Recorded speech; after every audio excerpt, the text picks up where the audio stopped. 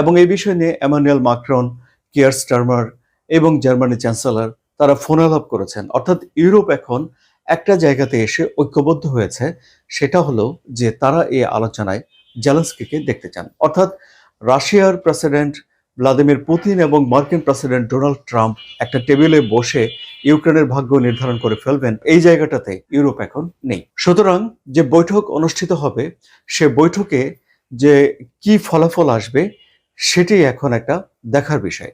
কারণ ভূমি নিয়ে এক ধরনের আন্ডারস্ট্যান্ডিং এ পৌঁছে যাচ্ছেন ডোনাল্ড ট্রাম্প এবং ভ্লাদিমির পুতিন। সেই আন্ডারস্ট্যান্ডিং এর সঙ্গে কিন্তু জেলেনস্কি এবং ইউরোপের বোঝাপড়া ঠিক একসাথে মিলে যাচ্ছে না। ফলে এই বৈঠকের আগেও বিরোধগুলো স্পষ্ট হয়ে আছে। যে বিরোধ গত ৩.৫ বছর ধরেই স্পষ্ট হয়ে আছে, এখন একটা বৈঠকের আগে এই বিরোধগুলো স্পষ্ট হয়ে যাবে, এটি স্বাভাবিক। কারণ বিরোধ না থাকলে বৈঠকে কি মীমাংসা করা হবে? আর যদি আগেই মীমাংসা করে ফেলা যায় এবং বৈঠকে যদি সেটি ঘোষণা দেয়া যায়, তাহলে তো সেটি অনেক ভালো হতো। কিন্তু এই ক্ষেত্রে আমরা দেখছি যে আগেই মীমাংসা করার উদ্যোগ আছে।